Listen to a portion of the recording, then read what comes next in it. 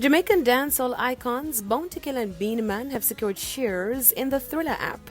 This as creators Swizz Beatz and Timbaland joined the Triller management team and directed a portion of their equity stake to the 46 creatives who appeared on Versus. Making the announcement in a post on their Instagram page yesterday, the Versus team says that in less than a year, they have done the impossible.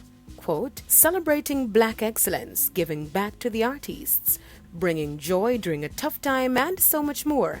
Hashtag Versus continues to evolve and we can't wait for the next chapter, end quote. The post also outlined what the acquisition would mean for the brand and the project, noting that Versus will continue to stream on Instagram, that Swizz Beatz and Timbaland will now oversee music strategy at Triller, and what everyone really wanted to know, that Versus will continue to be free. Super producers Timbaland and Swizz Beatz came up with the idea for Versus when COVID-19 started shutting down live events all over.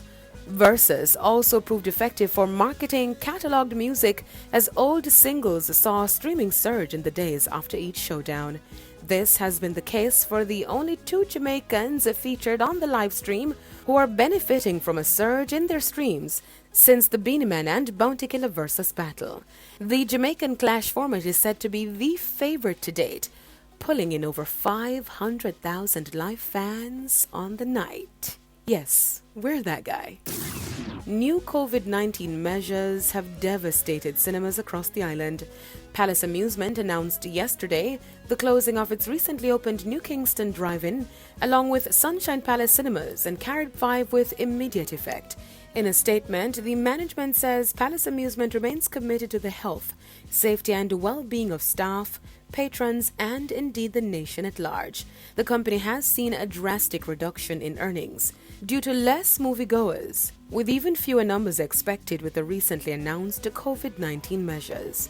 Last year, Palace closed 2 of its cinemas, Palace Cineplex in Ligonier Kingston and Palace Multiplex in Montego Bay, as the measure has put the cinema operations in jeopardy. An all too familiar cry from the entertainment industry. I'm Deidran reporting for ePrime.